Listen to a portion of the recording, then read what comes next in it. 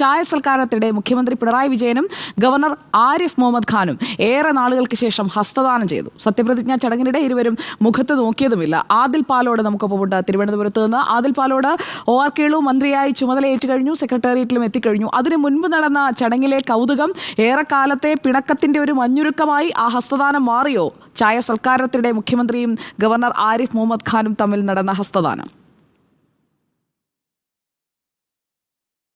അങ്ങനെ നമുക്ക് കരുതാം. പക്ഷേ ഇരുവരുടെയും സ്വഭാവ രീതി അനുസരിച്ച് എന്തും ഇനിയും സംഭവിക്കാം എന്നുള്ളതാണ്. പലതവണ മഞ്ഞുരുക്കം ഉണ്ടായി, പിന്നാലെ വീണ്ടും ക്ഷോഭത്തിലേക്കൊക്കെ പോകുന്ന കാഴ്ചയാണ് കേരളം കണ്ടിട്ടുള്ളത്, കേരള രാഷ്ട്രീയം കണ്ടിട്ടുള്ളത്. ഇന്ന് നടന്ന സംഭവം ഒരുമിച്ചാണ് ഗവർണറും മുഖ്യമന്ത്രിയും സത്യപ്രതിജ്ഞ നടക്കുന്ന വേദിയിലേക്ക് എത്തിയത്.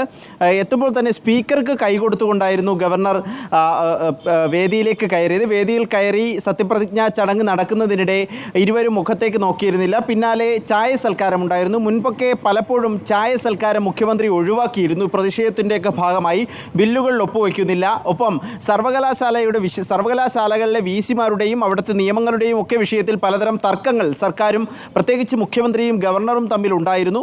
അത് വാക്പോരിലേക്ക് എത്തുന്ന സാഹചര്യവും ഉണ്ടായി. ഈ പശ്ചാത്തലത്തിലൊക്കെ പലപ്പോഴും ചായ സൽക്കാരം, ഇങ്ങനെയുള്ള പരിപാടികൾ കഴിയുമ്പോൾ ചായ സൽക്കാരം ഒഴിവാക്കാറുണ്ടായിരുന്നു മുഖ്യമന്ത്രി പ്രതിഷേധത്തിൻ്റെ ഭാഗമായി. പക്ഷേ ഇന്ന് ഒരുമിച്ച് ചായ സൽക്കാരത്തിൽ പങ്കെടുത്തു. അടുത്തടുത്ത് തന്നെയാണ് ഇരുവരും ഇരുന്നത്. കൈ കൊടുക്കുന്ന പരിപാടി കൂടി ഉണ്ടായിരുന്നു എന്നുള്ളതാണ് നമ്മൾ തന്നെ കണ്ടത്. അടുത്തടുത്ത് ഇരുന്ന് ചായ കുടിച്ചു. ഒപ്പം തൊട്ടടുത്ത് തന്നെ പ്രതിപക്ഷ നേതാവും ഉണ്ടായിരുന്നു. അതൊക്കെ രാഷ്ട്രീയത്തിൽ അധികം കാണാൻ കഴിയാത്ത കാര്യമാണ്, പ്രത്യേകിച്ച് മുഖ്യമന്ത്രി പിണറായി വിജയനും ഗവർണർ ആരിഫ് മുഹമ്മദ് ഖാനും ആയതുകൊണ്ട് തന്നെ. എന്തായാലും അങ്ങനെയുള്ള ചില പരിപാടികൾ കൂടി, കൗതുക കാഴ്ചകൾ കൂടി ഇന്നത്തെ സത്യപ്രതിജ്ഞാ ചടങ്ങിനുണ്ടായിരുന്നു. OR കേളു മന്ത്രിയായി സത്യപ്രതിജ്ഞ ചെയ്തത് 4 മണിക്കാണ്. 4 മണിക്ക് രാജ്ഭവനിലെ ഓഡിറ്റോറിയത്തിലായിരുന്നു സത്യപ്രതിജ്ഞാ ചടങ്ങ്. അതിനുശേഷം ഇപ്പോൾ ചുമതല ഏറ്റെടുത്തിട്ടുണ്ട്. K രാധാകൃഷ്ണൻ്റെ അതേ വാഹനം, അതേ ഓഫീസാണ്, അതേ ഔദ്യോഗിക വസതിയും തന്നെയാകും ലഭിക്കുക എന്നുള്ളതാണ് നിലവിൽ അറിയാൻ കഴിയുന്നത്. സുജയ. ഓക്കെ, ആദിൽ പാലോടാണ് തിരുവനന്തപുരത്ത് നിന്ന് നമുക്കൊപ്പം തത്സമയം വിവരങ്ങൾ പങ്കുവച്ചത്.